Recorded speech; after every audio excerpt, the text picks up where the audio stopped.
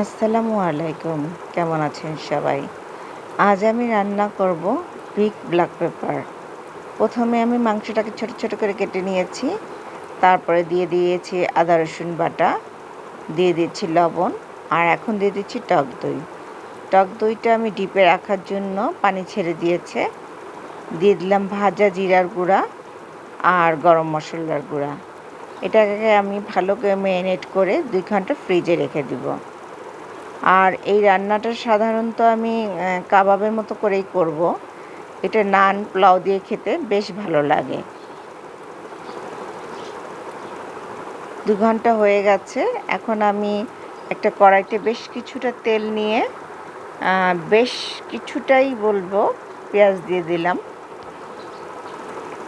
পেঁয়াজটাকে একটু ভালো করে ভেজে নিব।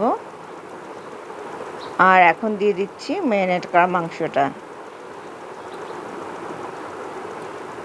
সব কিছু ভালো করে মিশিয়ে ঢাকনা দিয়ে ঢেকে দিব।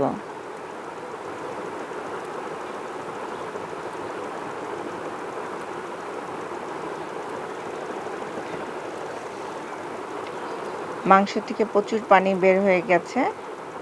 এখন দিয়ে দিচ্ছি আমি ৩টা গোল শুকনা মরিচ।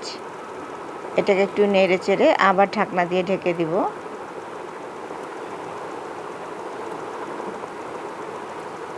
আর এখন দিয়ে দিচ্ছি গরম পানি। সবসময় মনে রাখবেন গরম পানি দিলে খাবারের স্বাদটা ভালো থাকে, আর ঠান্ডা পানি দিলে খাবারের স্বাদটা একটু চেঞ্জ হয়ে যায়। মাংসটা হয়ে আসছে। এখন আমি দিয়ে দিচ্ছি ব্ল্যাক পেপার, মানে মাংসের যেটা মূল উপকরণ। আর এখন দিয়ে দিলাম কিছু কাঁচামরিচ। এটাকেও ভালো করে কিছুক্ষণ নেড়ে চেড়ে আবার ঢাকনা দিয়ে ঢেকে দিব।